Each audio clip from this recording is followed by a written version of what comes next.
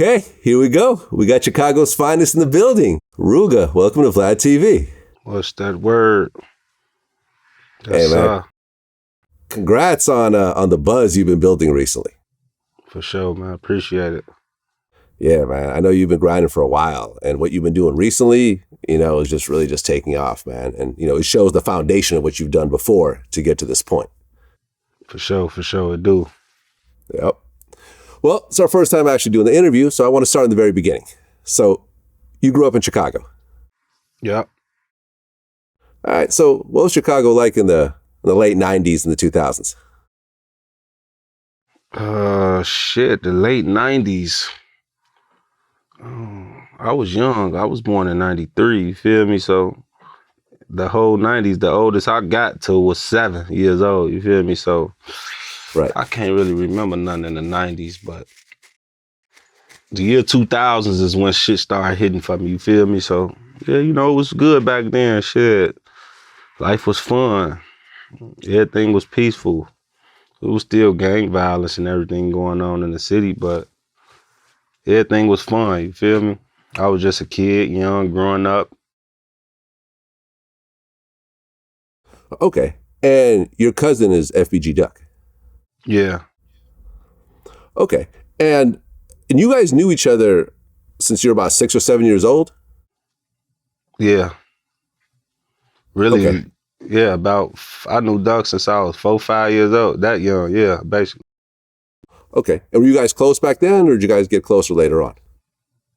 We like I said, we was never in we wasn't in the same household, you feel me? So we was younger. We was always kind of, you know what I'm saying, split up. But when our moms and family did come together, we always, you know what I'm saying, as a family, we played football, played, sports and shit together. Yeah. I wouldn't say it was a personal thing with me and Duck, like super close when we was younger. It was just a family thing, you feel me? Right. Like, who rapped first? Was it you or was it Duck? Duck was rapping first, you feel me? Honestly, I was locked up around the time Duck came out, started rapping and shit, you feel me? So when I came home, I started rapping. So Duck was rapping first. Yeah. Okay. So, and you're from the south side of Chicago? Yeah. Inglewood? Yeah. Okay. So, at what point did you actually start rapping? You said when you got out. So what year was that? I started rapping when I got out in 2011. And I was, I started taking it serious around 2014. Okay. When you say you got out, like, what were you in for? It was for possession of a firearm back then. Okay. And how much time did you get? I did a year. Okay. That's not too bad. So what was it like, to be relatively young and have to do a year? Shit, it was more so like, it was a life-changing experience, you feel me? Because it was my first time being taken away from the world, you feel me, and my family and friends. It was a learning experience. I honestly learned a lot, and you feel me? It woke me up more, you feel me? And it woke me up as far as don't be out here doing those, don't be out here loose just doing shit, and don't go back, shit. Right, because you're what, 18 at the time? 17. 17. Okay, so were you put in juvie or an adult prison? Adult. Adult, at 17? Yeah, out here, it's 17, you can go to the county. You go to the county now. Okay, so here you are, you're underage, and you're with these grown-ass men. Yeah, grown-ass men. But it was a lot of young-ass people in there, too. Shit, so... Because, man, it was majority of younger motherfuckers getting locked up. I mean, what do you think was the worst part of that experience? Like, well, that 1 year, what do you think is that one moment where you're like, man, I do not want to go back here again? When I couldn't eat when I wanted. One of them days I was hungry as hell. And I really couldn't eat what I wanted. I wanted the Italian beef. and I couldn't get that motherfucker. So that was that day I was like, I ain't going back. Okay, and you get out in 2011, right? And the next year, 2012, was just a very pivotal year in Chicago. I feel like that's when the spotlight really went on Chicago, because Chief Keef dropped I Don't Like. And then that sort of, allowed a lot of other people to really kind of get their shine and get their attention, and record labels started looking, and you know what I'm saying? Like the fans start looking, and everyone's views went up and so forth. Do you think, from your point of view, what really changed in that year? Because, there's been rappers in Chicago since like Twister, but I feel like that year is when like the new breed of rappers really kind of came out with a totally different style. That's when drill came out. Exactly. Basically, I feel like the whole rap era changed around that time. Like, it was just all drill rap. I feel like that's when all that bold rapping came out, when they dissing people and dissing the dead and shit. That's when all that bold rapping came out. Well, that same year, Tuka gets killed. He was only 15 years old. Did you guys know each other? Nah, I don't know Tuka. I ain't know Tuka. I never met Tuka. Okay. And that same year also, Lil JoJo dropped BDK. Right. I mean, before then, obviously that was a term that was around for a while, but before then, had anyone actually put that on a record like that? Shit, not that I know of. Shit, that was like the first bold song I heard. And you grew up as a GD. So being a GD and hearing a song like that, how'd you feel? Shit, honestly, I was just like, shit, it is what it is. He made what he made, shit. I don't know, bro. It was like I say, I felt like it was a bold song, shit, and he was a brave man to do it. You feel me? So he did what he did. Right, and then shortly afterwards, he ends up getting killed. So along with all the success of drill music in Chicago, I feel like the music started to kind of trigger more violence. I think that's a safe thing to say. Music, it do, yeah. It's not really the music. It's the motherfucking internet, period. Just the social medias, period. Like, cause back then it wasn't like internet social medias like that. It wasn't like you couldn't just go on the internet and see this guy with these people on pictures. You feel me? Now you could just go on the internet, see niggas with niggas, and basically now you know who fuck with who. You feel me? Back then it was kind of a guess. You didn't know who was hanging with who, because niggas wasn't on pictures. Niggas wasn't on the internet as much. You had to meet up with a nigga in the streets. Right. And with the internet, suddenly the fans are getting involved. People that have nothing to do with nothing, but they're just starting to chime in. They're starting to tag each other and starting to kind of escalate the whole situation. Fans amping shit up, you feel me? Glorifying and shit. You know how that go. Yeah. Well, you yourself, your family was always GDs? It's more so, everybody what they was, you feel me? But majority, shit, I grew up around those. I grew up around all GDs. So music-wise, you started around 2011. When do you think that things start to kind of pick up for you? It started picking up around 2015 a little bit. I dropped Independence Day, and it did like 100,000 views. And that's when I kind of started, building a little momentum and start, just dropping more. Then it finally kind of hit the light. And what year that was? I want to say 17. When that was the year I dropped Members, a song called Members. And that shit did like 1 million views. So Yeah, that's when shit started hitting the light, 2017. Okay. And it seems like your big song was the Exposing Me remix with FBG Duck. Yeah. Right? Because that's at like 30 something million or something. Yeah, the Exposing Me remix is almost like 40 million views just on YouTube. Right. And is that pretty much your biggest song ever at this point? It's just the song with the most numbers on it. Right, that's what I'm saying. I mean, I know GD Anthem is like the big song right now, but just overall, it seems like Yeah, that's the one with the most numbers on it. Yeah. Okay. And, you're not really one to really diss other dudes on a lot of different records, but on this one, you actually do that. Right. So let's fast forward to 2021. How did you originally link up with Kanye? But I met up with Ye through one of my peoples, you feel me? He connected in the industry with Ye and them and everything. He basically just called me like, me and Ye listening to your shit. You feel me? And I'm like, put him on the phone, and then I talked to Ye on the phone.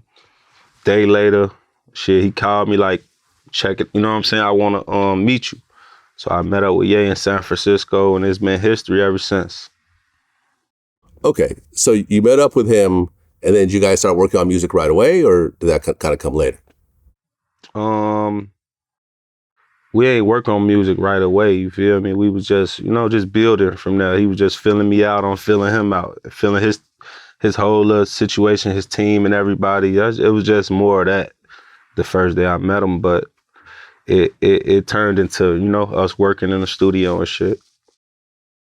Okay, and I know with Kanye, people I've interviewed, they'll do like literally dozens and dozens of songs with him, and then maybe that one song is the one that makes it on the project for now, and then maybe later on other stuff might surface and so forth. So did you guys do a lot of music together, or is it just the Okay record? No, it was just that one song we did that he wanted me, you know what I'm saying, at that time, he wanted me on the album, so I put the verse to it and he fucked with it and we put it out.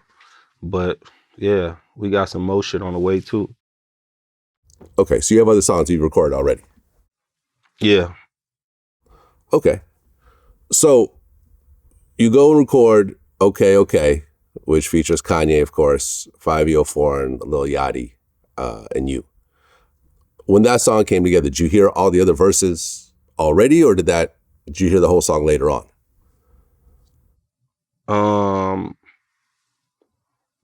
I heard the song first. I heard the whole song. I didn't hear the second part that he did. I don't know, he did like a second part with a female on it. I ain't hear that part, but I heard the first part, yeah, with Lil Yachty on it. Me and Lil Yachty was right there. I recorded it right there with Lil Yachty right there.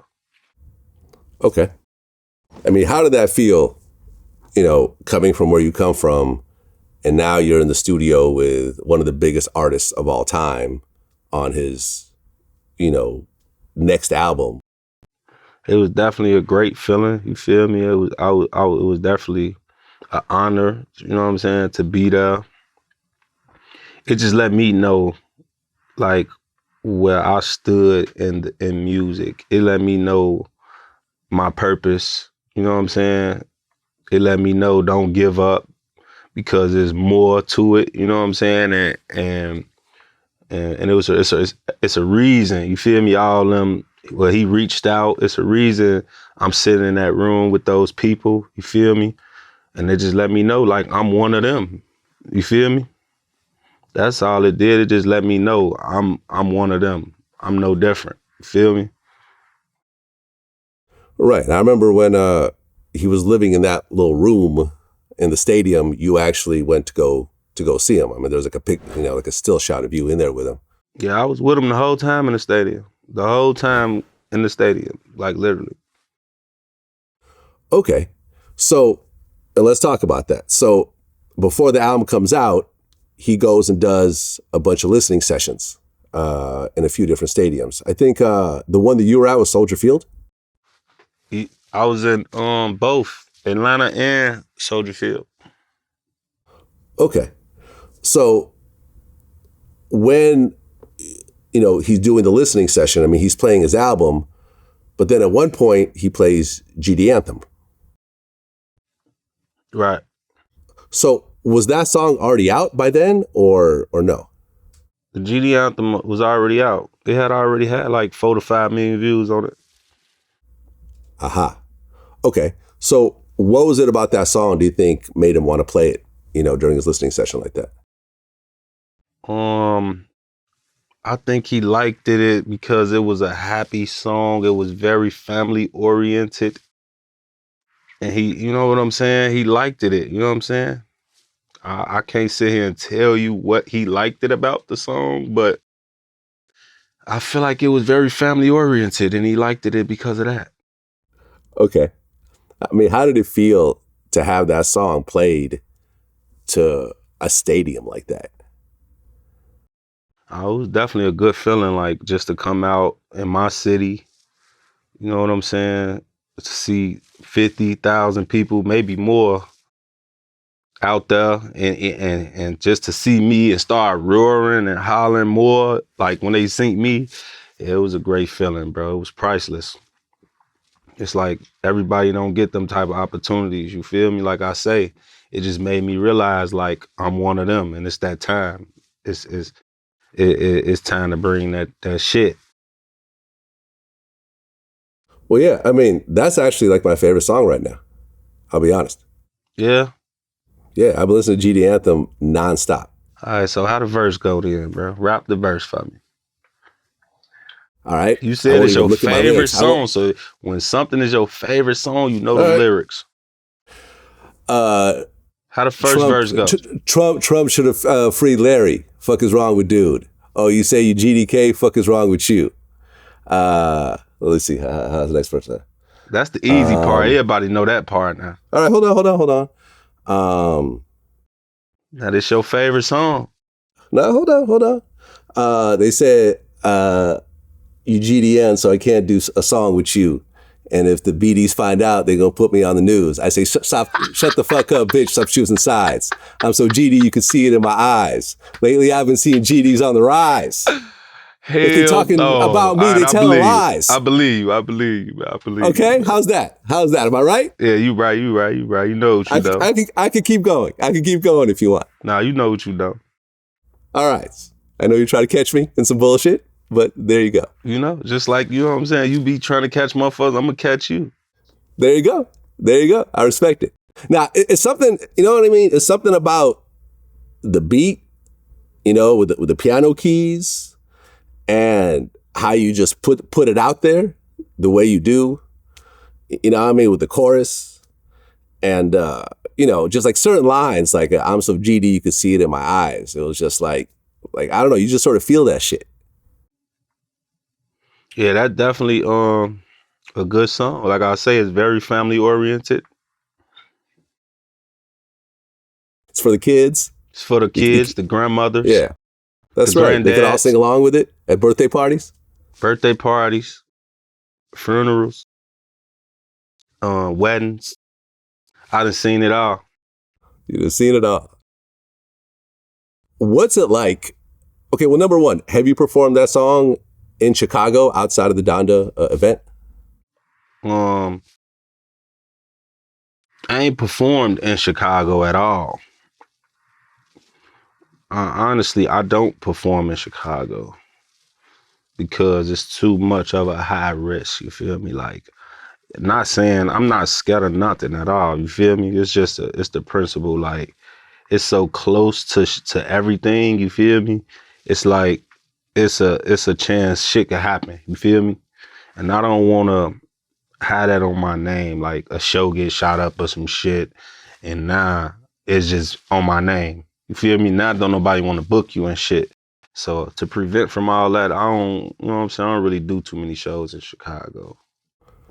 Okay. Does that bother you at all? That here you have this song that's like a Chicago anthem right now. And if you performed in Chicago, the energy would just be insane. You know, if it was a solo show. You see what I'm saying? Yeah, it in a way, you feel me? But that's just with anything like you do in Chicago. Like, that's just how Chicago is, bro. Like, even if you don't got no ops or you not in no gangs and none of that shit, bro, you still just gotta watch out for shit just off the strength of how Chicago people is. Yeah, I mean, it seems like a lot of the prominent Chicago rappers ended up moving out and honestly rarely come back. That's everybody. That's every city. You can't stay in the city you really down there from, bro. It's like that, cause that's where the hate come from first, bro. Your own city. I hate to say it, you feel me? But it's like you got to be a dummy to stay in your own city like that, bro. You see, even it even happened to Nip. You feel me? In his own city. It's like you can't, bro. This shit just ain't that. Like, you can't. You got to get gone, bro. It's the only way you're going to secure the bag and secure your family and secure yourself. Yeah, I agree. You know, if you watch any of my Boosie interviews, he calls it hypnotized with hatred. For sure. Yeah. I mean, he was the king of Baton Rouge and he moved to Atlanta just because he just felt like everyone around him was hating more and more. And he felt like his life was starting to be in danger. So he just packed up, moved to Atlanta, and he's been chilling ever since. Definitely. He did the right shit. Yeah. And, you know, when I interviewed Duck, you know, I've mentioned this a few times. Like, in my interview, I really was saying, yo, you should move out. You should move out. You should move out. And he kept saying, like, nah, I'll be good. I'll be okay. And then, you know, the tragedy happened later on. And why stay in Chicago when these types of shootings are happening?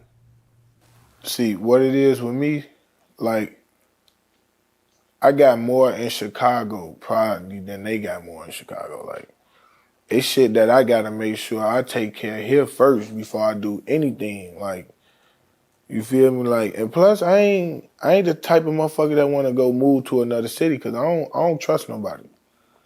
You feel me? I don't trust new people. I don't wanna hang around new people. I don't want no new friends.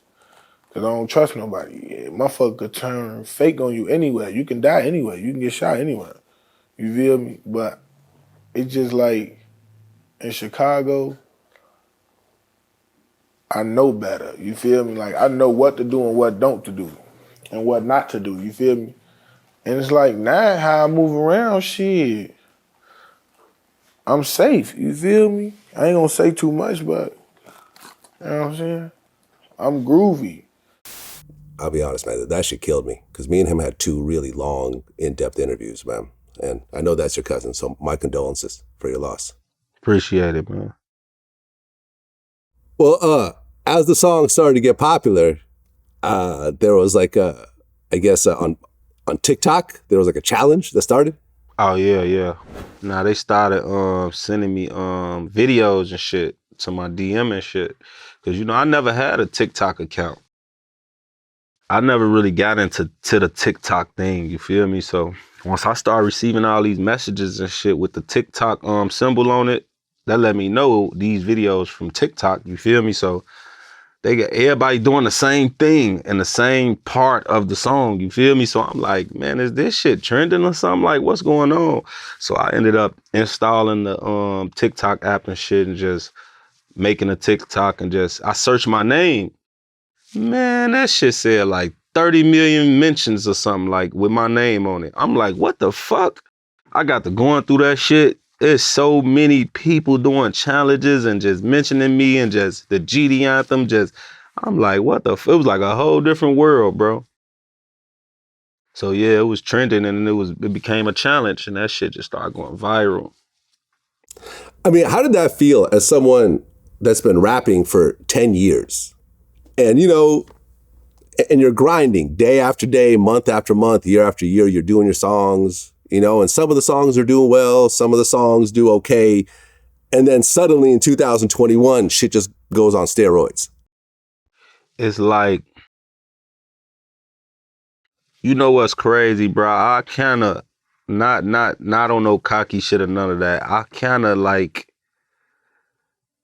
it was more confident than anything. I was more confident. I'm going to say it's a confident answer. I felt like I was going to blow regardless. It was going to happen. You feel me? Because I had a plan and I had a team around me that had a plan too. You feel me? So we all, goddamn it, working in the studio just a lot. And I feel like I got old songs nobody never heard. You feel me? That's from 2014, 2015, 2016. Shit they never heard. But it might be nice songs to them now, but I feel like that wasn't my best. You feel me? I feel like all them years of me working back then was practice to now. You feel me? So that's why I'm so able to just come up with these good ass songs, because I had so many years of doing it. It's just like basketball, bro. If you practice at it, you're gonna get better. You feel me? So I had enough time to practice and then and master my sound, master my image, whatever. You feel me? I just had enough time to do it.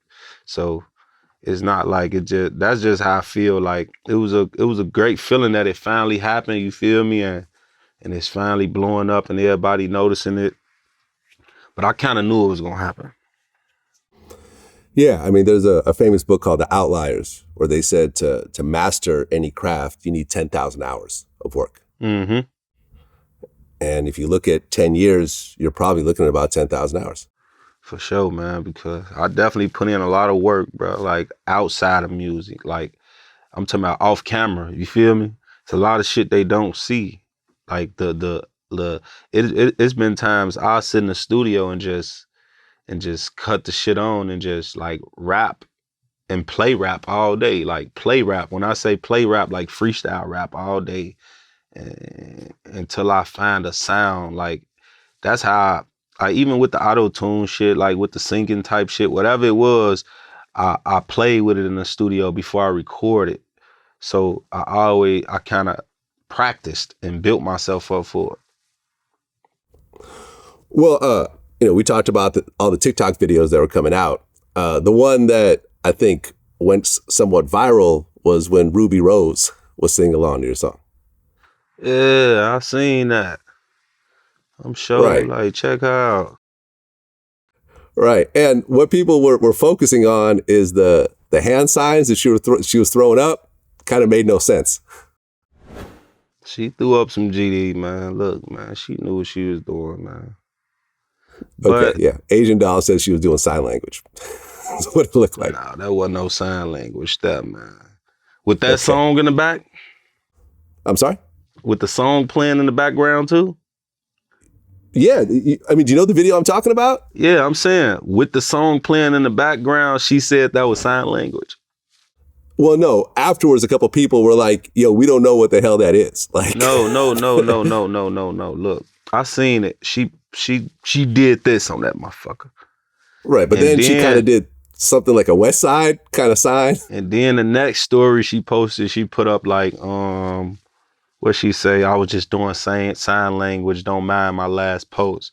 I guess she tried to cover it up or whatever, but I don't know, I appreciate the love either way. Yeah, I mean, it's flattering regardless. Nah, it was funny though. Yeah. Okay, so there was a rumor that Kanye was going to do the GD Anthem remix. Yeah, for sure. Okay, can you comment on that? Yeah, on the way, man. It's on the way. That's all I can say. It's on the way. Okay. Can't spill the beans too much, man. Okay, but there is a GD Anthem remix coming for sure. For sure. I mean, I don't see why not. As big as the song is. Nah, for sure. It's on the way. That motherfucker, like, you know how it's cooking. Just know it's cooking, man. Okay. And then, shortly afterwards, there was a song with Kanye Andre 3000 that leaked Life of the Party. And there was a line told Drake, don't play with me on GD. Shit, he said what he said. Just don't play with that man on GD. I don't knock him, shit. He said what he said. Well, listen, man, if Kanye is on that remix, that is going to be so huge.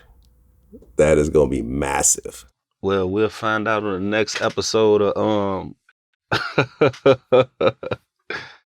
We'll find out. Yeah, I can't wait.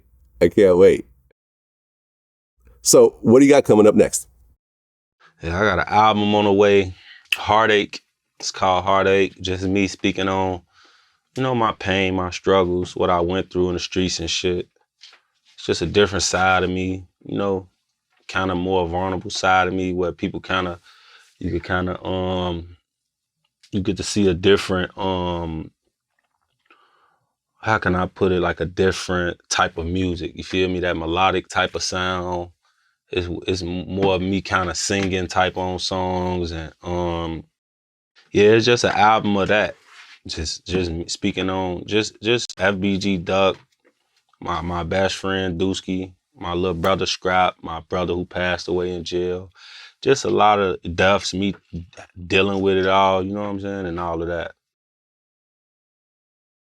I mean, do you feel that the music is your therapy in a way? Because it seemed like a lot of dudes from their environment, they don't go see therapists. They don't go see psychologists. Yeah, music is definitely my outlet, bro. I anything I go through, bro, I don't care what it is, bro. If I'm going through something, I go to the studio, bro. Like, for real, bro. Because that's the only thing that keep me sane, bro. That's the only thing that music really saved my life, bro. Like I say, 2011, like not 2011, 2014 is when my little brother passed away, you feel me?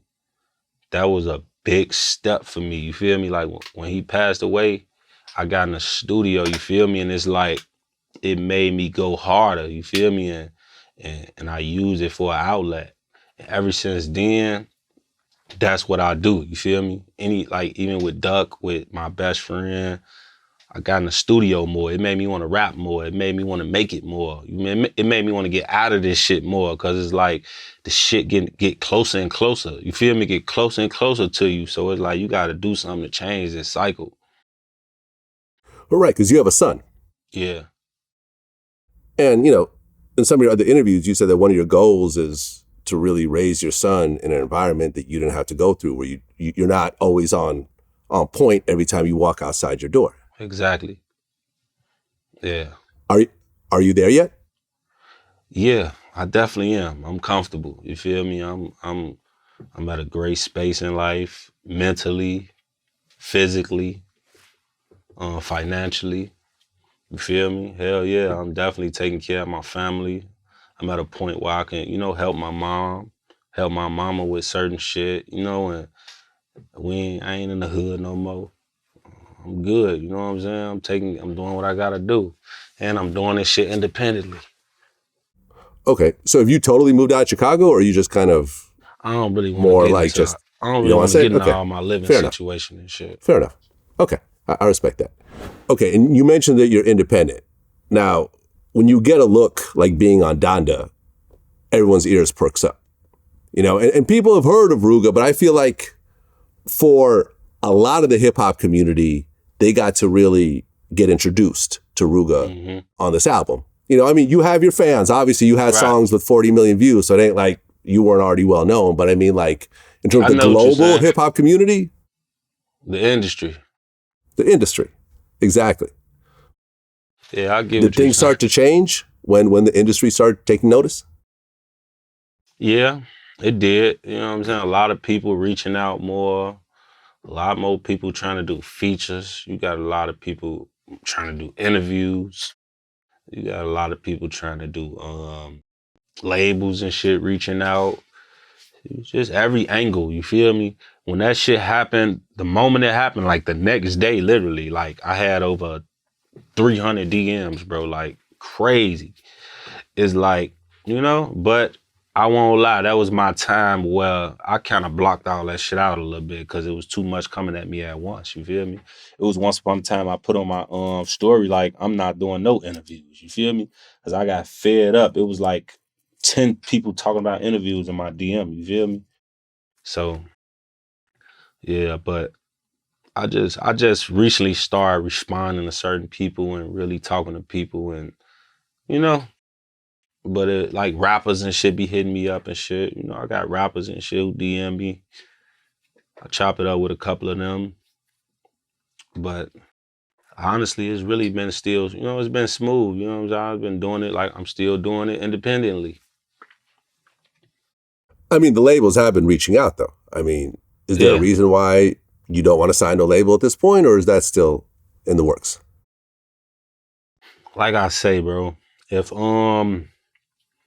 I would sign to a label, you feel me? But it gotta be life changing. I'm not signing no deal to where it's like I'm slaving. I'm not signing nothing to where it's like it's too much, or it's just like, it gotta be life changing, bro. It gotta be, the stipulations gotta be right in the contract. You know what I'm saying? If we can meet ends with my lawyer, whatever it is, and it's negotiable, you feel me? That's cool. As long as it's life changing. I'm not signing nothing. Ain't nobody finna lowball me. Right, because Duck was signed to a label at one point, right? When Slide came out, wasn't he signed? I don't really want to get into his personal business like that. Okay. Well, no, I mean, I was just going to say, you got to see someone close to you who got signed. Yeah, that too, you feel me? It's more so I got to see, his situation, even other people's situation who was signed that I met, in my lifetime.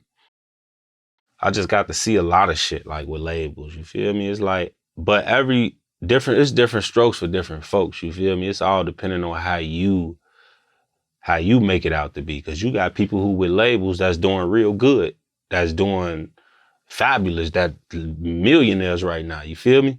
No complaints, delayed, you know what I'm saying? But it's all depending on how you make it. Right, because Kanye's on a label. Donda's on Def Jam. Exactly. You feel me? He's been on there forever. I think, VladTV used to actually be based in Universal Records at one point, or early on. And I got to really see how the major label, how, the biggest major label in the world really got to operate. And the one thing that I came away with it, from that whole experience, is that the one thing major labels could get you that is very hard to get on your own as an indie artist is they'll get you that radio play. Yeah.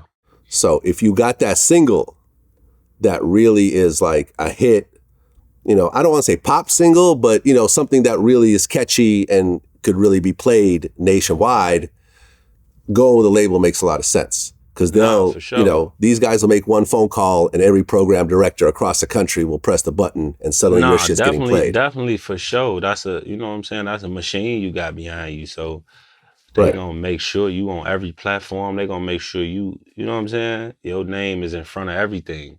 But also, I see a lot of rappers signing to rappers. You feel me?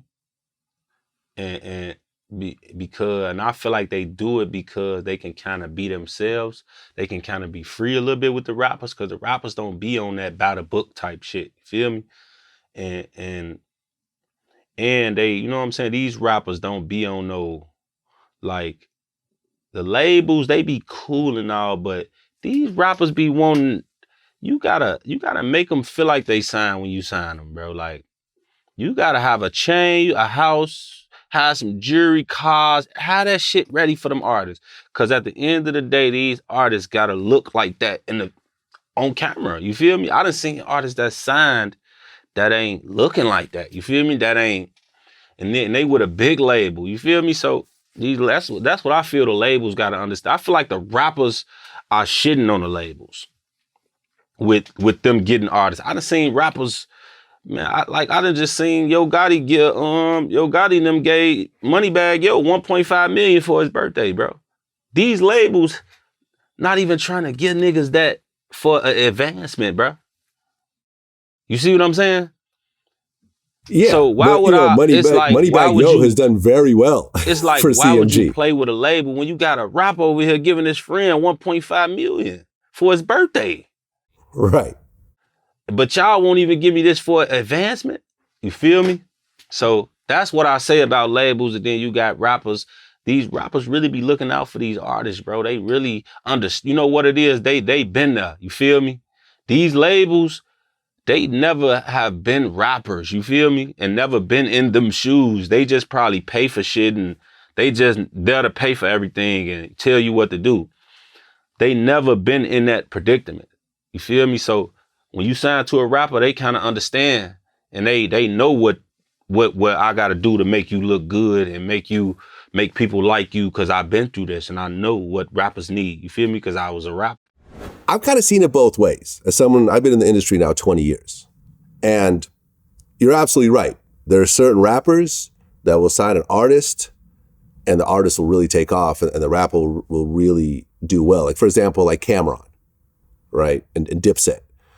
Cameron blew up that whole crew. You know, Jim Jones, Joel Santana, you know, all these dudes have serious careers because of Cameron. But Cameron is one of these dudes that I feel doesn't feel like he needs all the shine himself. He's willing, you know, and I've seen him at shows like Vado, for example, when Vado was signed to him. You know, they were performing together. He would sit back and just let Vado do the whole show. And he was just there, you know, like a cosign. Right. Other rappers, I feel like, will never sign someone that could get bigger than them. You see what I'm saying? But you got to understand, it's like, it's not like a I don't want you bigger than me thing. Why wouldn't you want an artist bigger than you? That way you're going to make more money. Ego. That's why. I get it. But it's rare, you feel me? Because what I've been seeing lately is rappers putting these rappers on. And these rappers be getting bigger than the nigga who put them on. And they still be with them. They be doing good. They still giving them 1.5 millions and shit. More money to shine more. So, I don't know, bro. About all that. So. Yeah. I mean, Moneybagg Yo probably is bigger than Yo Gotti at this very moment. Yeah. You know, I mean, like right now with like, you know, Waukesha blowing up and everything else like that. And he's had a hell of a run for some years. Right. You know what I mean? You look at, for example, Akon. He signed T-Pain, who got bigger than him at one point. He signed Lady Gaga, who got way bigger than him at one point. Who signed them? Akon. Oh, okay. Yeah. And they be in a cut, bro. And it's like, I feel like they be doing their part, bro. Because you never really hear about them. You always hear about people feuding with labels and shit and having label problems. You don't never really hear people feuding with the rapper.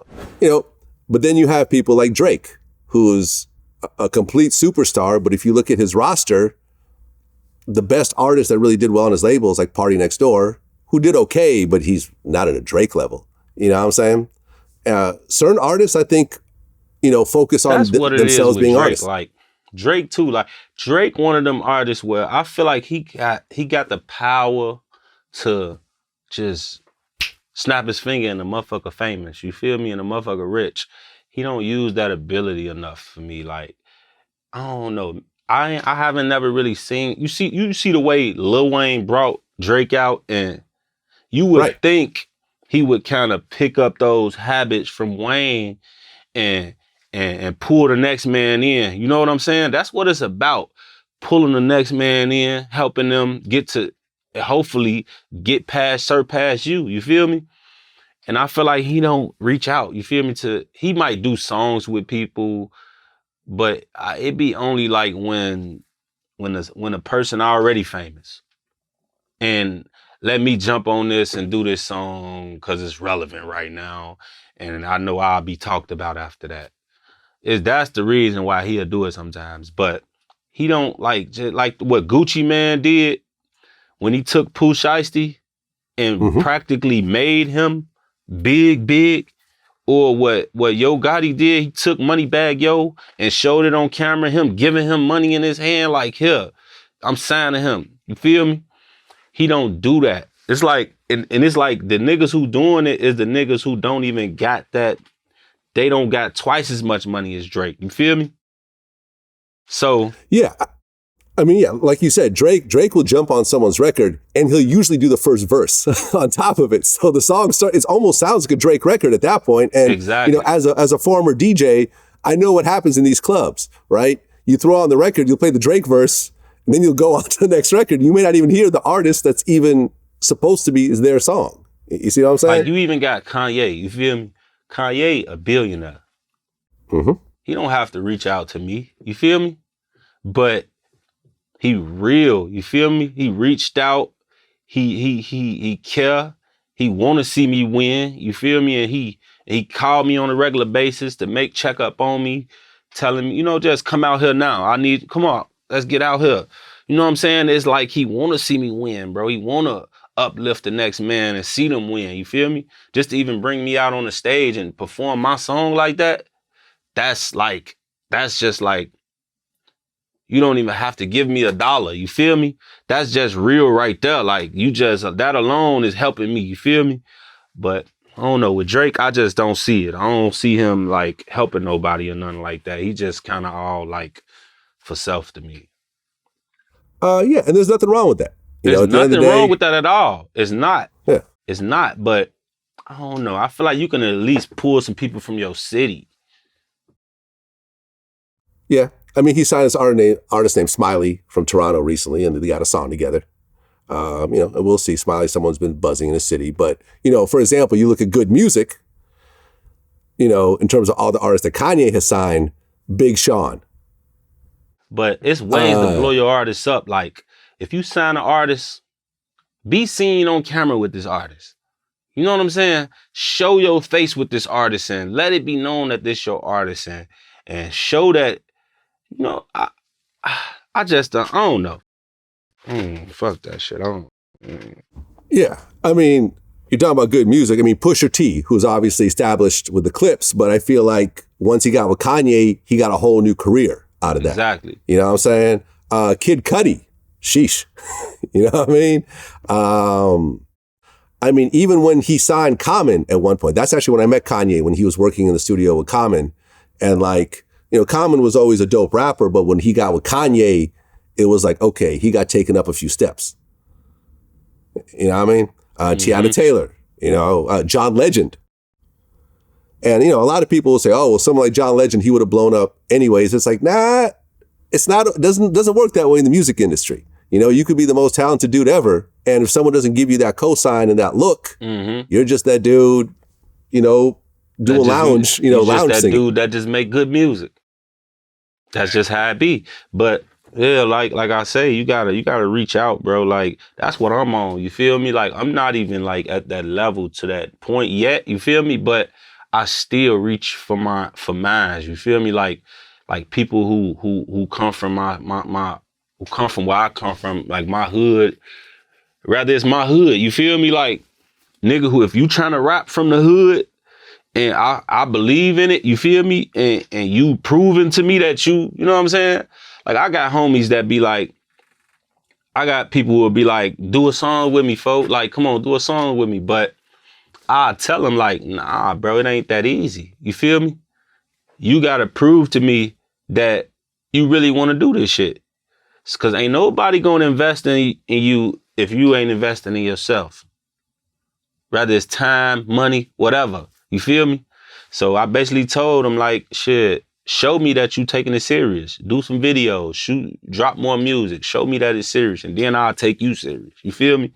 That's what it's about. I tell them, and they did it, and I helped them, and I'm going to continue to help. You feel me? Just like I did with Lil Mo. That's my boy. I helped him. You know what I'm saying? He helped me. We helped each other. You feel me? And look at him now. He signed. He there now. One of the lyrics of GD Anthem, you say, because you GD and I can't do a song with you, and if the BDs find out, they're going to put me on the news. Like, when I heard that song, it kind of reminded me of LA in the 90s, when Crips and Bloods couldn't work together at all. They couldn't be in the same studio. DJ Quick couldn't work with Crip rappers and everything else like that. Do you foresee in the future in Chicago where GD and BD it doesn't matter anymore and everyone's just out really just focused on the business and put whatever other past beefs behind them and actually work on music together? Because if all these guys in Chicago got together, it would be like 10 times what it is now. All right, like I say, like it'll take for the how can I put this? Them faces, you feel me? To take for the faces of this shit, like the rappers, the people who everybody looking up to, running up behind and shit. You know what I'm saying? It'll take for motherfuckers to just get on board with it. But I'm not sitting here saying like, that's what I'm on, you feel me? But I don't know, bro. It's gonna take a lot, bro. And honestly, I don't think it'll ever probably come to a point where It's not this. Let me clear this up. It's not a this the thing. The world make it a GDBD thing, bro. This is not a GDBD war, bro. It's not, bro. It's not all of that shit. It's not none of that. It's sets. You got sets and gangs and shit. Cause the BDs might be into it with a whole nother set too that y'all don't know about. But all y'all know about is the GDs they into it with. See what I'm saying? That set might kill one of the BDs, but y'all think it was the GDs. The world be like, yeah, the GDs just killed him. Or they might get backed over by one of their homies. And the world just think we did it, the GDs. You feel me? Or it's a lot of shit that the people just don't know what goes on, period. You feel me? And they just make it seem like it's a GD-BD thing. It's not, bro. Because I got BD family, bro. I don't, Right. You know what I'm saying? I don't see them and be like, nigga, you a BD. Nah, hell no. It's not that, bro. That's how you know it's not a GD-BD thing, bro. Because I know BDs who real good people. You feel me? And I'm pretty sure it's GDs on their side. It's just, you know what I'm saying? Shit crazy. Well, I mean, you are now one of these faces. You're one of these prominent names. So without getting into any names or whatever, if one of the prominent BD dudes reached out to you and said, listen, Rooga, I'm gonna, let's you and I be the bridge to this. And let's, you and I will set it off and set an example for everyone else. Like for example, Nipsey Hussle and YG, super close. One's a Crip, one's a Blood. And they fuck with each other like that. And, I remember I interviewed Big U, and, he was even telling me how, like, when they were, he purposely positioned Nipsey Hussle, although he was a Rolling 60s Crip, he purposely set it up where there was no, animosity towards whatever other crews and whatever other gangs in the area, down to the point where when they were filming videos, he would closely look at the video and say, oh no, you take this scene out because there's so-and-so's block crossed out. So let's take this scene out. Let's not aggravate the situation. And what happened was it was purposely done with Nipsey. You got to credit the movement, the Nipsey movement in the beginning with what we was doing, because it wasn't about a color. We purposely was moving with the red and the blue, doing songs. Right, because I remember clearly, like in the 90s, hearing that LA artists just would not work together just because of the gang alliances. Right. You may like DJ Quick's beat, but where you're from, you cannot associate with, with that Blood set. You can't be in the same studio together. You can't do this, you can't do that. You look at these days, YG works with everybody. Nipsey works with everybody. I feel like, now let me explain the difference between, because people did do things together, but it wasn't the Rolling 60s though. See, and then it goes to being like, you gotta remember when Nipsey came out, he the first artist and the only artist ever to never come out and claim a city. He claimed the set. He claimed Long Beach, he claimed the set. And he claimed one of the most violent sets on records. So when we start moving, I used to purposely watch all our videos, make sure. I used to tell Steve, no, that video can't go out because in the back of there, got somebody set crossed out. And that video, no, you can't do this. And we used to purposely, make sure we wasn't dissing people, but representing the turf. Right. And you see like an OG like Big U, I mean, he actually works for the city and tries to fix gang problems and so forth. And I think that Nipsey Hussle was an example of that. If a person was to hit me up, that's you know what I'm saying? Honestly, bro, I don't think me and that person literally have the power to stop this shit. Nah. But I'm grown as hell, bro. I'm a grown ass man, bro. I got a son. I got a family at home. I'm not even thinking about no gangbang. Like the GD song I made, it's not a gang banging song, bro. I'm not banging on that. I'm not dissing nobody. I'm not doing none of that. It's really, like I say, it's really a happy song, bro. And when I said family oriented, when I said that, because if you know Chicago back in the day, damn near everybody was GD, bro. Right. Everybody family was GD. From the BDs to everybody, I guarantee you, they'll tell you, they got family members that's GD. Mamas, cousins, aunties, uncles, everybody, grandmas. It's more so, the song was basically just me letting the world know, I'm repping my shit. And And y'all gonna let us in this motherfucker and stop trying to make us out to be like the bad people. You feel me? Yeah, I mean, when I heard it, I felt like, okay, no, you're just showing pride in the culture that you grew up in. Exactly. You don't diss any specific people, and you don't actually diss the BDs at all. Nah. At all in the song. And I think that that's what makes the song work. Because if like, it was... even though I said the BDs in the song, but I still didn't diss them. You feel me? Not at all. All I said was, he say, cause you GDN, I can't do no song with you. And if the BDs find out, they gonna put me on the news. When I said that, it's like, cause that shit they do. You feel me? Like, get mad when certain people do songs with me, or one of us, our side, get mad on certain shit. Like, I don't even speak on certain shit with niggas, but this a particular situation where this shit happened. You feel me? Like, I went to the studio with my guy, Lil Chris. I don't know if you know him. I went to the studio with him in LA. He had a session with Hitmaker, Young Berg. You know what I'm talking about? Yeah. I know. You I've feel known me? Young Berg Cool. forever. He I came there with him and shit. You feel me? And I guess he didn't know who I was at the time. He ain't never say it. We shook hands, all that shit. Ended up taking a picture, me, Lil Chris, and him. You feel me? I wasn't gonna get in the picture. Him and Lil Chris was taking the picture, and Lil Chris was like, get in the picture, Rooga, you know? So I jumped in the picture. We took the picture. We whopped the bam. I guess they posted it or whatever. And he got some backlash from it from the BDs, I guess. You feel me? So now he like, I ain't know he was connected like that, and whoop the bam, and you feel me? And but he hitting my guy Lil Chris up about that type of shit. You feel me? Like he was scared of some shit. Like, bro, like, that's the shit I don't understand, bro. You ain't got nothing to do with nothing. Just because you've been in the studio a couple times with niggas, you feel like you can't work with him or him. You feel me? But at the end of the day, it's like, you ain't doing nothing but blocking your blessings doing that type of shit. You feel me? Because you just fucked up on a good opportunity to work with. You might have had an opportunity to work with me. Now look at me. Big ass song. And look who under my post talking about let's work.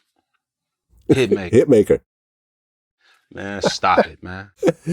Look, man, right. Let me tell you. I ain't got no. Look, let me stop it real quick.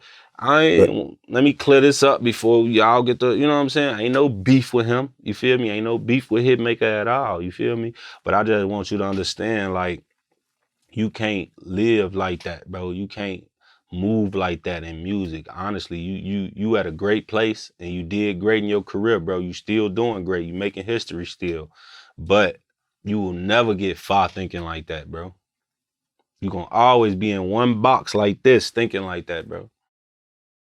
Right, because I've known Young Berg for maybe 13 years now, right? When I started VladTV, you know, we got introduced to each other and we've done interviews together. I've done a few interviews with him, actually.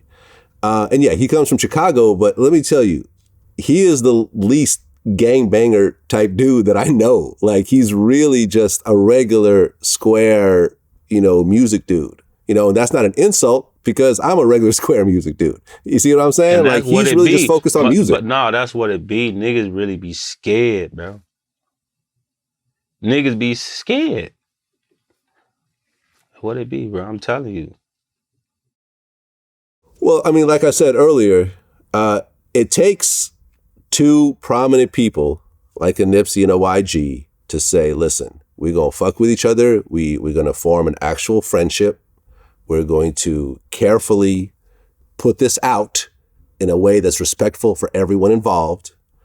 And it's gonna change the culture. Because these days, man, LA, Crips and Bloods have no problems fucking with each other. LA more understanding. They more like, how can I put it? Like, when they did that, it was more like you had niggas, it was still more structure back then. You still had leaders and shit. So what this leader said, everybody had to do, you feel me? So that's more so what it was. And if you don't get with it, the whole gang gonna get dealt with. Your ass gonna get rid of. We're gonna get rid of your ass or something like that, you know. But now it's like it could be either bad or good if we do some shit like that. Like it's gonna either be they like it or they gonna be like, that nigga a bitch, that nigga a sellout, that nigga ain't real, that nigga ain't. It's gonna be either that. You feel me? And I feel like that's the outcome it's gonna come out to. You feel me? But that don't change me. That don't change my mindset. You feel me? But because like I say, I'm a grown ass man, bro. I make my own choices. Yeah, I think the small-minded people will call you a bitch regardless of what you do. That's just unavoidable being real. a public figure. You know what I'm saying? Yeah, you're absolutely going to get that. But in terms of the big picture and what's happening in Chicago as a whole, and look, man, like we've been covering Chicago hip hop for 10 plus years or 13 years. And every week, man, or every couple months, we have to post an article about record number of murders, record number of shootings. Every 4th of July is a fucking mess, you know? And I've been in Chicago. I love the city. I love the food. I love the people. Me and John Monopoly go way back. He's the one that took me out to Chicago for the first time and took me around and everything. Boy. You know what I'm saying? And it's just like, I don't want to have to keep seeing this type of tragedy happen when there are people with power that really, yeah, you can't single-handedly do it, but you could set off a chain of events, you know, that does set it off. And ultimately, your kids, you know, your son may or may not be growing up in Chicago, but he's going to go there at some point, you know, with his dad. This the thing, though. It's all a setup for failure. It's like, you got to understand, it start with us, you feel me? With the people, period. But the government, the whatever it is, the secret societies, whatever the fuck they be having going on, it's really them, bro. Like it all started from them building the projects. You feel me? The projects was basically, you hear the name of it, the projects. It was a fucking project that went well. So basically you put up 10 project buildings and you make them low income, make them real affordable for blacks. You feel me? Because they know blacks was the most unfortunate. You feel me? Off the strength of the slavery shit back then, how they made us feel about ourselves and all that shit. That'll make people not want to do nothing with themselves. You feel me? So it all started from a chain of that. You build the projects, boom. And now you got, we're gonna drop guns in this building. We're gonna drop drugs in this building. You feel me? And we ain't gonna get this building nothing. So now you got this building with the drugs, you got this building with the guns, and this building with nothing. What you think gonna happen? This building with the drugs gonna start selling it. They gonna start getting money off of it. You feel me? This building over here, like, these niggas over here getting all this money, you feel me? But we got all these guns. We finna go over here and rob you niggas now. Now we finna go take this shit from y'all. Now you create a war. Now that create a war. Now they warring with each other now. Mind you, the building not even 2 blocks away. You feel me? Not even a block away. It's really feet away, probably 1,000 feet away. You feel me? Right. You got that going on. Now it's a war that's created. Cool. That's part of the project that's going well for them now. Now you knock the buildings down. Knock them down now. Now everybody used to this project mind state. You feel me? Now they got to move into these blocks with these people who've been on these blocks doing what they doing, selling their drugs or whatever, and feeling like this is my block. This our territory already. You feel me? Now the people from the projects got to move in and adapt to new people, new shit, but they so stuck in their mindset to, I'm selling drugs. I'm used to what I used to do. I'm finna open up over here on this block and sell drugs over here. But these niggas ain't having this shit. You feel me? So now they tell y'all can't serve over here. Y'all can't do that shit over here. But now niggas pride in a way. I ain't no bitch ass nigga. You ain't finna tell me I can't do shit. You feel me? So now that's another war that started. You feel me? It's just a project was they succeeded with it. You feel me? And it was designed for everybody to fail. Now now we're gonna create something that so basically, if you catch certain cases, you can't get jobs, you can't work. How the fuck you can't work just because you did a crime that you already did the time for? So it's like motherfuckers you still get punished even when you get out of jail, bro. It's like you do time, you do 5 years, come home and still can't get a job. How when you just did your motherfucking time for what you just did? You just been punished already. So basically, they probably got a big ass book where it's all the names. You got whites on this side, you got blacks on this side, you got Arabs over here, whatever races it is. But they tally it up and see who got the highest crime rate. Blacks. You feel me? All right, so we're gonna make it like this. You can't get these jobs. You can't go here. If you do this, you can't get a passport. Cause they know blacks are the people who are doing this shit. So we don't even have to hang niggas off trees no more. They hanging theyself. They killing motherfucker with a pen. That's the new what's the thing that's the new noose, the pen. You feel me? They killing you with the pen. So all that play a part in this shit, bro. Like everybody into it because of the way they made this shit. Yeah, I mean, having a felony is essentially forever punishment because you do your time, you come out, and then you apply for a house, get an apartment, and they'll say, do you have a felony? You say yes, and they could legally tell you can't have this apartment. See what I'm legally. Saying? You can't even have an apartment. Right, so then what do you have to do? You then have to shack up with a female and have it under her name, and now you're under her because the apartment's in her name, and that affects the masculinity and your self-worth as a man. And that's what they want to do as men, belittle us as men, and make the woman the muscle of the house. You feel me? That way, that keep the men right here where they want them. You feel me? Because they know men are the strong, we the muscle. You feel me? So if they could keep us down here and make us feel less of a man, when a man feel less of a man, he start doing anything, bro. Like niggas start doing anything, robbing people. You never know, people might go crazy and just get to killing motherfuckers. Like it's just like it put people in a bad position, even though you got a choice. You feel me? To do right.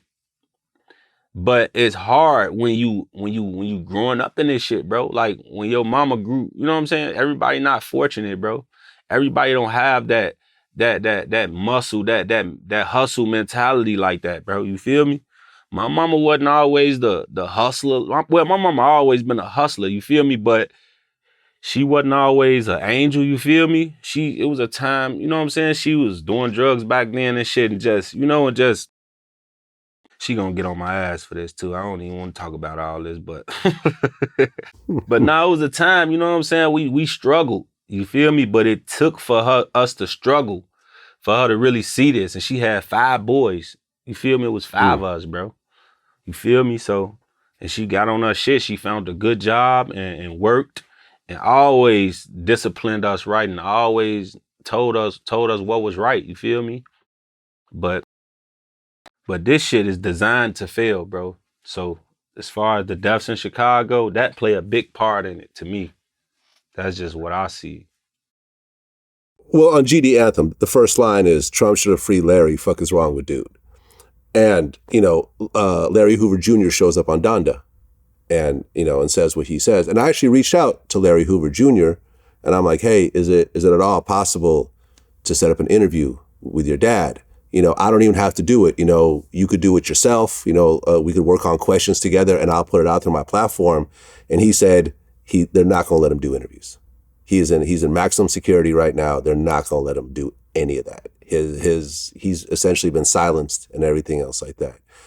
If by some chance Larry Hoover did come out, do you think that it would make a big change in Chicago? I feel like it'll be a lot of people fall in line. Like it'll be a lot of people, like older people. You feel me? That'll be happy home and that'll kind of. it's more so it's all depending on what angle he would be aiming for.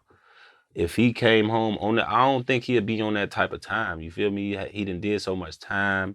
At this point, he just want to be with his family. You feel me? And be a normal person. Fuck that gang shit. It ain't about nothing. And I don't think nothing gonna really change as much. Cause like I say, it's not no structure, bro. It's not. It used to be structure. Older people getting on these young niggas' ass, like making sure niggas go to school.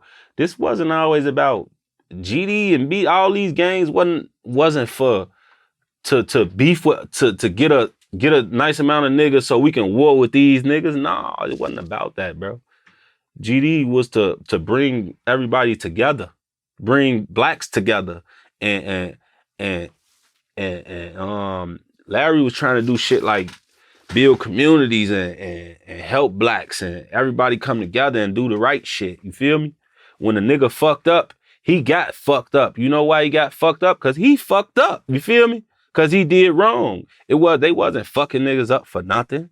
It's more so like it was more so a positive thing. The world just made it a bad thing because the blacks was finally coming together and was finally creating an organization to where we could come together and be smart and started, seeing the shit for what it really was. Because I look at it like if you can have Masons or you can have Muslims, you can have police, all them is gangs, them organizations that they came together with. What's wrong with a person coming together, bringing people together? The problem was he was black. Because GD stands for gangster disciple, but there's also, what's the other term that the GD I see people use? Growth and development. There you go. There you go. And that seems to be the thing that I'm seeing pushed more these days. Exactly. That's what it was always about, growth and development, bro. Everybody learning from the next man and helping each other. Like when you go to jail, bro, like they really stick together, bro. Niggas say what they want to say, bro. All this GD, BD shit. When you go to jail, it's GDs and BDs together. They not having that shit. You gonna get your ass beat trying to fuck with a BD trying to beef with a GD. Cause deep down inside, the GDs and BDs is under the same nation. The 6-point star. Under the same. Right. But this the thing. Like, I go to jail, they handing you shit like soap. Here goes some snacks. All the GD, they gonna stick together. That's with the Moes, with the Vice Lord. That's with any type of gang in jail, bro. But what kills me is they only do it in jail. When you get out, they just right back to normal, right back to what it was. So it's like really a stick together type of thing, bro. They help each other. That's what it was. That's what it started from. Then you got all these young niggas that got involved and basically started being rebellious and not giving a fuck about nobody, going to go shoot up parks and shit, killing kids and shit now. Now the retaliation level is up here. You just killed the kid. Now they feel like I got to go kill somebody's mama. I'm mad. Now you go back do some shit like that. Now it's at an all-time high. Now it's like ain't no stopping it. Yeah, and once the media gets involved in it, like for example, when I interviewed Don Dirk, we talked about the Yummy Sandifer situation. You know about that? The what? The Yummy Sandifer I know situation. About that situation. I heard about that. Yeah, it was an 11-year-old that, he was a BD. He was sent to go shoot someone. He ended up shooting the daughter of another gang leader, and then his own people executed him at 11 years old. And like, if you look at these old Tupac interviews, he has a picture of Yummy behind him. Mm-hmm. You know what I mean? And it was like, ultimately, and this is what me and Don Dirk talked about, these gangs in Chicago were relatively low key. You know what I mean? They weren't in the news. They're fairly below the radar. But then when that happened, that was on the cover of Time magazine. They showed this little boy's mugshot and said, this is what happens in Chicago. 11-year-old boy who's executed by his own people. And then suddenly there's all this like attention and all the police presence and everything else like that. And, to this day is a tragedy. And, when I talked to Don, he was like, yo, man, there was a lot of Yummy Sandifers, 11 years old, who just got involved in this were bad kids that no one ever really took the time to really show them. I mean, he was in and out of foster homes and everything. That's the problem. Yummy ain't the only one had a bad background. A lot of young blacks went through things worse than Yummy. When we was young, we was out there stealing, robbing. We were young, 9 years old, 10, robbing, shooting guns. We were doing a whole lot of things, running away from home, stealing out our houses, you know, taking food, feeding our friends, and we did a lot of things. And that's the problem. You got older people that's my age right now, or even older, letting these young niggas do this shit. They cool with it. They glorifying these shorties. They making these shorties feel like they Superman around this bitch. You go over there, shoot 10 people, he come back, he congratulating them and shit. You feel me? And he only 11, 12. You got him doing this like instead of you congratulating him for doing some shit like that, how about you tell him the right shit after he do that? Tell him like you don't want to do this shit, you feel me? That's what I did with Lil Mo. Well, I don't know if you know Lil Mo, bro. He from my hood. You need to look up on him and really interview him next too. Okay. He hard, bro. Like he young, he on the rise, he doing millions of views, you feel me? But he reminded me of Yummy, you feel me? I said that in one of my songs. That song gonna be on my album too. But he was just out there, you feel me? And at a young age, 11, 12, you feel me? And I ain't that type of big homie that's gonna make you just do dumb shit and be happy about that shit. Nah, I was on his ass the whole time. I'm like, nah, nigga, you ain't doing this shit. You don't need to be doing this shit, bro. This is not the route you need to go, bro. Like, cause I lost my little brother out there in the streets. Watched him do the same shit Shorty was doing. You feel me? And I watched niggas manipulate his mind and watch niggas make him feel like he was a super fucking gangster out there just because he was going to go do what he do. But that ain't gangster, bro. Gangster is when you helping motherfuckers and leading them the right way and taking care of your family and paying your bills, and you know what I'm saying? That's gangster, bro. Yeah, man, it's sad. It's sad because at 11 years old, you don't know what the fuck you're doing. 11, you're not even a teenager. You really just don't know what you're doing. And if an older dude comes in and gives you a direction, especially if you don't have a strong family at home, if you don't have a father, especially if you're a little boy, if you don't have a father in the house, you're gonna find that father somewhere else. And that's what it be like.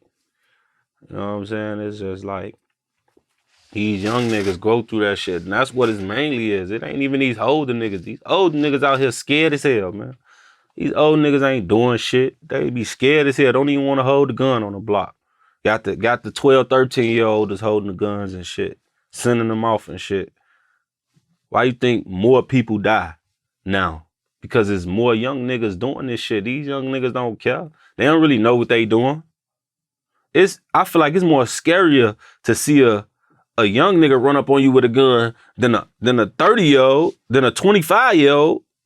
That's most scarier, bro, seeing that type of shit, like, for real. How old was your brother when he passed? 17. 17? Yeah. My God. 17. He wasn't even 18 yet. He wasn't even legally an adult. Yeah, he was 17. That shit really woke me up, bro. Like, for real. Yeah, that's sad. That's sad. And this is your older brother or younger brother? My younger. My so youngest brother. That almost even makes it worse because that's your little, almost like, you helped raise him in a way. You know what I mean? And it's like, what I'm doing with Lil Mo is what I was trying to do with him. You feel me?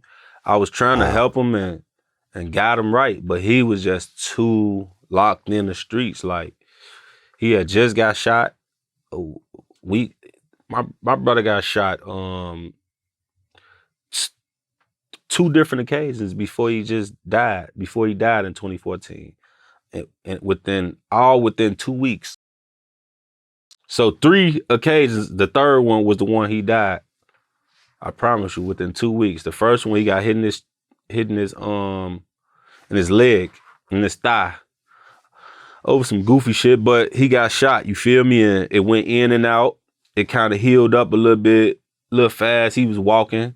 Then he got hit in his chest. A week, like 4, 5, 6 days later, in his chest, came out his arm, went straight in and out. It kind of healed up a little fast. He felt like he can go right back out. He kept going back out there in them streets, bro. That last time, bro, he ain't make it back. Right, and you mentioned your other brother passed away in prison. Yeah. So I can't even imagine what your mom went through. And that's the thing with me, what I use to kind of keep me focused, bro. Because it's like when you lose a brother into the streets and then you lose a brother to jail, it's like that's both right there. That's what they holler about. Either you gonna die or you gonna go to jail. And even when you go to jail, you could die. You feel me? So I lost both on each side. So it really woke me up to life, bro. Like to see that, bro. Like I seen my brother die in the streets and I seen my brother die in jail. Them two places I don't want to, you know what I'm saying? I can't do it. Yeah, I mean, one of the most important interviews I think I've ever done was when I interviewed FBG Duck's mom right after his passing. Did you watch that interview? Yeah. And people were asking me like why I did that and so forth. And my thing was like, look, I want to show what happens to the family when this situation occurs. She was crying on camera and, she lost 3 kids. She lost Duck, she lost FBG Brick, and then she lost her little daughter as well. For a mother to lose that many kids, 2 of them through violence, I felt that was just so important to put out there because it might make someone think like, okay, let me stop thinking about myself and let me think about what's going to happen to my mother after I'm out here doing what I'm doing. And it was a sad interview. It was a sad interview, but it was also important. And then after that interview, if you notice, like her and the mothers of some of the other rappers that passed away in Chicago started to get together and actually do things together. You know what I'm saying?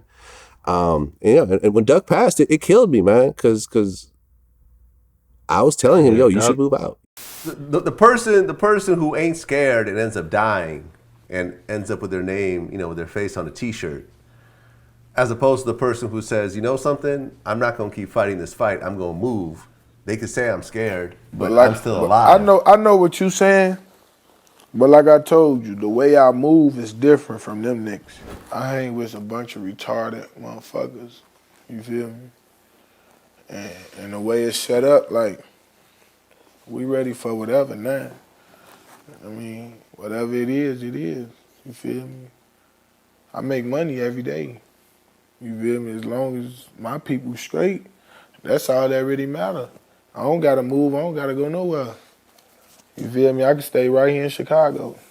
You should move out. You've already gotten shot. You just lost your brother. Trust me, bro. We all was, you know what I'm saying? It's just, Duck was just like, so family oriented, bro. He loved his family, bro. He couldn't he wasn't where he wanted to be. You feel me? In the rap game, he wasn't like a millionaire around here, like everybody might have thought he was. But he was still in the hood. You feel me? He was still around his family. You feel me? And I can honestly say I wish he would have got up and just left. You feel me? Because he had the money to do it, to just go. But I can't say what was his main reason, you feel me? But I know for a fact I was with him every day, damn near. Like, I was in the hood right with him. But I wasn't like as big as I am now, you feel me? But I was learning from him. And I can honestly say I learned so much from Duck, bro. Like, I learned so much from that man, like how to move and how to be a rapper and just how to, you know what I'm saying? Like, I even be catching myself talking like him sometimes, even moving like him in videos and shit. I be watching that shit like, damn. And I don't even try to do that shit, bro. That's just natural from me being with him, man. But I just wish he would have just got up out of here, man. Yeah, I mean, that's why that, his murder hit me so much, because if you watch my interviews, have you seen the interviews I did with him? Yeah. Yeah. I mean, literally, I think I spent like 20 minutes like, yo, you should move out.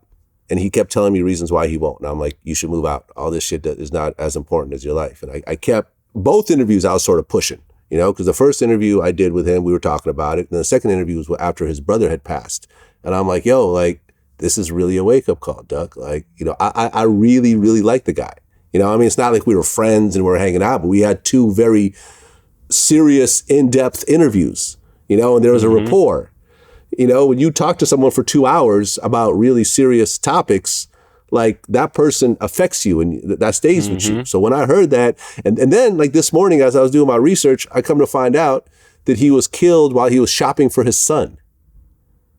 Yeah. And I'm like, oh man, like that even made me like kind of cry a little bit. I was just like, God Yeah, damn. that shit like, crazy.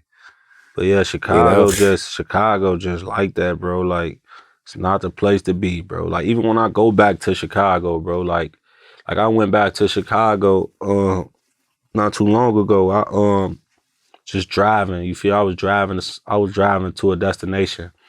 I got pulled over. Police pulled me over and shit for tinted windows and shit. You know how that go.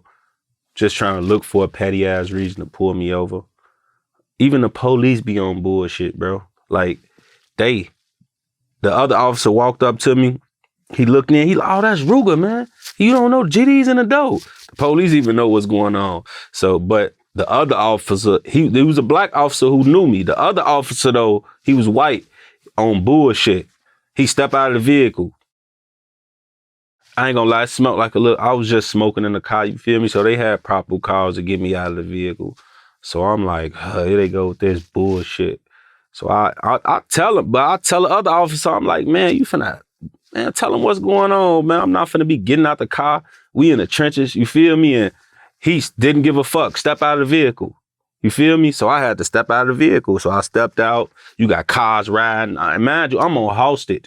I don't know if you know that street. Halsted is a dangerous ass street in Chicago, bro. And I wasn't on no downtown Halsted, bro. I was on 77 at Halsted, bro. He had me standing out the car, bro, like on purpose, doing it on purpose, like making me be seen, bro. Cars riding past, niggas letting their windows down, looking at me and shit. Long story short, it's just like, it's you got the streets, the niggas trying to kill you. I said this in one of my songs. I said, it's like the ops want to catch me without my gun, and the cops want to catch me with the gun, but they gonna shoot you if you run. You feel me? It's like, it's a lose-lose situation. It's like, you gotta have a gun on you to protect yourself. But the police want to catch you with this motherfucker. And if you run with it, they gonna shoot you. So it's like, it's fucked up out there, bro. Yeah, and you've been caught with a gun before, which ended up getting you a year. Yeah. You know, and you know, when Duck passed, you wrote the song for Duck. Yeah. How soon after he passed did you go in the studio and actually do that? Because it was I think it got released a couple months later, but I don't know when you actually did it. I think I made that song probably about a week or two after he died. It was just, I won't lie, at that time, I was so mad and filled with rage. Like the song, if you listen, there was a lot of rage in it. You feel me? It was anger. You know what I'm saying? And I was just at a place, bro. I don't think I ever felt like that. You feel me? Like even when my brother died, it was just different. You feel me? Not saying it wasn't the same type of pain. You feel me? It hurted, but Ducks was just like, you know what I'm saying? Rapping together and having all these plans and just seeing him, you know what I'm saying, get to that level and he about to get there, and then it just like, it all just cut off. Like that shit, like heartbreaking, bro. Well, I think what a lot of people respected about that song is that you didn't name anyone in there. You know what I'm saying? Like it was obviously there was a lot of hurt and anger, but it's not like you start naming people that, you know, you feel may have been involved or, you know, your ops or whatever else. You know, you kept it relatively general. You know what I'm saying? I don't be name dropping, bro. Like the Exposing Me song was basically just me. You know what I'm saying? It was at a point in time where you had Mimo, and King Von, you feel me? They did they little diss. And they dissed my little brother, you feel me? They dissed Tuka and they dissed Scrap. And they exposing me song. It was originally they song. We just did the remix. Expose Me remix was a remix of their song. Okay. Yes.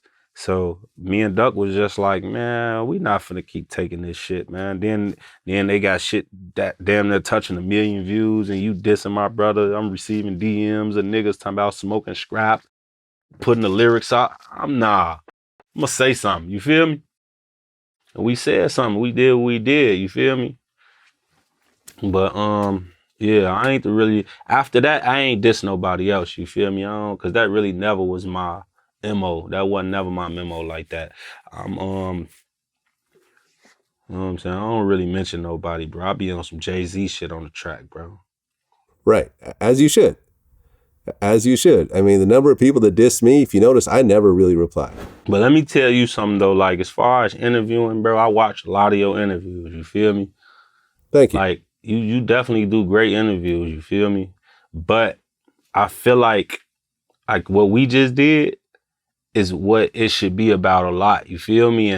And not about no killing, no, it's always like bad vibes, you know what I'm saying? Like bad energy, like down energy that just, I feel like you should talk about more of the happy shit to make people happy. And cause sometimes a motherfucker come from your interview sad and be like, damn, that shit just made me sad as hell, bro. You feel me? You know what I'm saying? I feel like you gotta show that you really know this person and you really care for this person and not the violence, you know what I'm saying? Well, I mean, number one, I never glorify any of it. Right. You know what I'm saying? Everything I put out, I feel is a learning experience. You know what I mean? Like all the kingpins and you know, guys that I've interviewed over the years that have done 20, 30 years, the moral of every story is they get out, you know, whether they told or whether they didn't tell and they end up getting a lot of time, they come out and there's nothing waiting for them at the, you know, after those 20 or 30 years. Whatever money they had put aside got spent by whoever they gave it to. Whatever property they put in other people's names is now in that other person's name and they're not going to give it back. Right. And now here they are, you got these 40, 50-year-old men, they're having to start their lives over. And essentially the moral is this isn't worth it. You know, right, so you should really just get a regular, you know, I know it's glamorous to see these dudes and the fancy cars and the girls and the jewelry, but that run only lasts a couple of years and then you have the whole rest of your life to have to suffer for it. And that's really the lesson that I try to give in these interviews. It's never to glorify you the biggest stuff. Oh yeah, you know, you should go and be a big gangbanger. That's never been an interview that I've done. Never. And I've been doing it for like 15 years now. Mayor Lori Lightfoot, the mayor of Chicago, recently said that she plans on suing gang members in Chicago. Have you heard that? Yeah, I've seen that. Does that make any sort of sense to you? I'm saying, like, what you gonna get from gang members? How you gonna sue them? Like, what you gonna be practicing? Niggas ain't got no money out there like that. Motherfuckers, you ain't getting shit. Hold on, she trying to sue them? Yeah. Like, what's the requirements to get sued, though? I guess if you, let's take a look. Hold on. Man, if she don't sit her ass down, man, I know what it is. Hold on. Let's Like, pull up the needs article. some dick in her life. She needs to stop playing around with these studs. And Okay, shit, so here we go. Chicago Mayor Lori Lightfoot's newest proposal to try to reduce the city's staggeringly high levels of gun violence is to sue gang leaders for their profits from the alleged crimes. File actual lawsuit. So what she mean? Suing you for what, though? I don't know. It kind of. Hold on a second. Stop. I don't want to say the wrong thing. You know what I'm saying? Motherfucker get a little nervous. Motherfucker a little scared of Lori Lightfoot. I see you. Lori Lightfoot gonna get on your ass. She ain't gonna play with you, Vlad. With me? That's okay. I'll go at it with Lori. I ain't scared of Lori. So is she gay? I think so, yeah. So she got a girlfriend at home. I mean, I don't know what her, relationship status is, but I'm sure she had some over the years. If Let not me currently. quit playing with Lori, man. She been a don't know, gang. She just, I don't know. And, there's an article on it on Chicago 7, ABC. And then, one of the persons, people are kind of chiming in on this. And someone said, money, what are you going to take? I mean, they're trying to kill each other for the little peanuts that they're getting. She like saying take cars and all that type of shit from them. Nah, motherfuckers really gonna die out there. You gonna make it harder for the gang members. Yeah. But I don't know, bro. Yeah. I can't say because I'm not in that shit. I don't be around that shit. Like, I don't know, bro. Lori Lightfoot had a lot in her little career, man. I seen her during Corona time and shit when they was looting. She was going crazy. She was mad as hell. Yeah. Yeah, man, look, like I said, I love the city of Chicago and I love the people. And I have a lot of, people I've interviewed from Chicago, and I also have relationships, friendships with people like John Monopoly, who was the one that linked us up. And I've always felt like I should do my part to try to help to the best of my ability. And conversations like this, the people are going to watch when they see two intelligent men who are talking about the shit from a high level, and especially someone like yourself who actually came from it, who's not trying to continue the cycle of nonsense, who has children, who has goals and ambitions.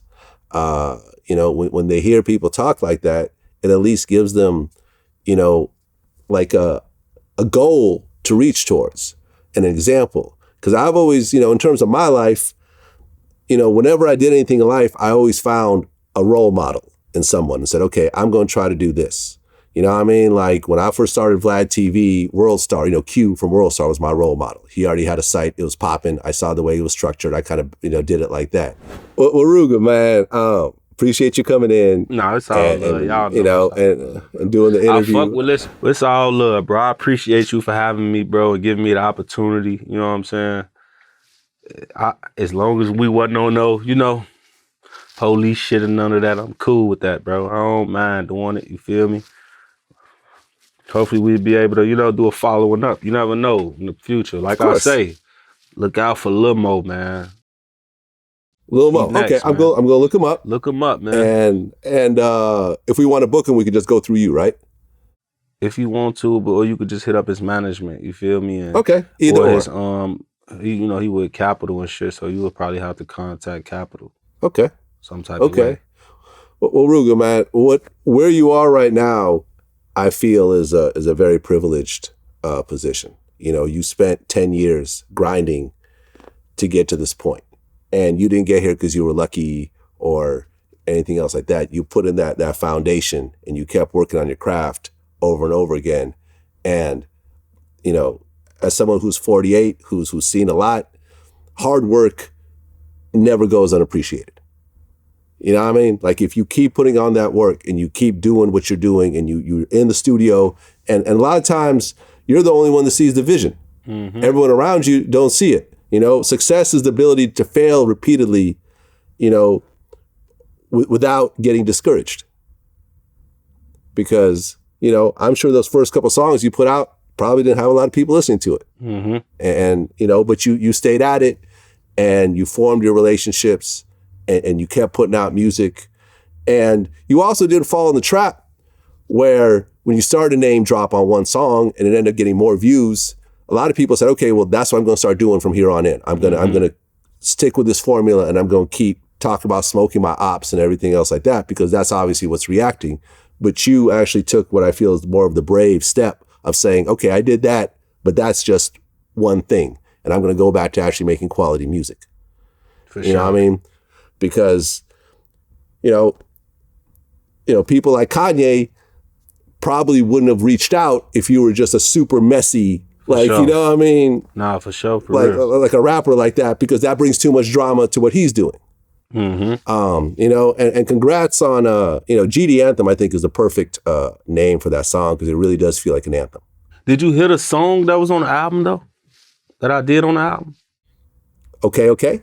Yeah. Of course. I listened to the whole album. Yeah. How you feel about that verse? I like the verse. And I like the album as a whole. Okay. You know, I think Kanye put out a really dope project. I think that his album, quality-wise, is actually better than Drake's, even though Drake is outselling him, because Drake did more of a kind of a formulaic. What Kanye did, he was different. Kanye did something outside of the box from Kanye. You feel me? Yeah. And Drake was Drake. Drake rapped. He did it for the females. Like, yeah, you gonna win. You got females, bro. That's females all day. You gonna win all day with that type of shit. But the streets ain't trying to hear that shit. I ain't gonna lie to you, gang. Streets don't want to hear no lover boy. You know, when we were talking about labels, was there ever any talk of you joining? You know, and you said that, you know, you appreciate when rappers sign other rappers. Have you and Kanye ever actually talked about you joining Good Music? Like going to good music? Yeah. Yeah, we talked. You know what I'm saying? We talked as far as like shit like that and getting. I don't really want to get into all that business shit like that, bro. I don't like talking about my business like that because fans be too. That's the shit they love right there. They gonna feed off that. Okay, fair enough. But you're still independent right now. Yeah, I'm independent. There you go. There you go, man. Well, listen, Rooga, I appreciate the conversation, man. Congrats on your success. Like that song, I feel like that song is going to be around for a long time. I think that's that song that's going to be around 20 years from now. I completely agree. I completely agree. And the fact that it's a song that doesn't diss anybody. Rooga, man, listen, I wish you all the best, man. Congrats. I feel like in the coming months, things are really going to start blowing up for you. You know what I mean? More so than they already are. You know, congrats on the big song. Congrats on being on one of the biggest albums of the year. You know, and, you know, just looking forward to what you got coming up next. Looking forward to the album. You told me the name of the album already, right? Heartache. Heartache, exactly. So I'm looking forward to Heartache. Any features that you want to mention on the album? To be honest, nah, it ain't no features on this album. This gonna be is it? Do I got some features on the album? Nah, this is a featureless album. Good. I like that. I like that a lot better than having 100 different features. Yeah, I'm on my J. Cole shit, man. I want to see what I could do by myself. There you go. I mean, that's how hip hop started, you know? Like, you know, I was around when all the original records were, and, you know, you never had features. You know, in fact, you never even had a whole bunch of producers. It was always one rapper with a producer that he fucked with, and that's the project that they put out with, Eric B. and Rakim. Bro, we got to meet in person one day, bro. Hey, man, if you're in L.A., hit me up. Are you in L.A. with it? I'm L.A. with it. Or New York. I also got a place in New York, but I'm usually in L.A. All right, for sure, man. Let me know, man. I'll be in L.A. soon. That's what it is. Hit me up when you're out here. All right, love, bro. Take it easy, man. Stay away from the lotion, man. All right, man. Peace. All right, man.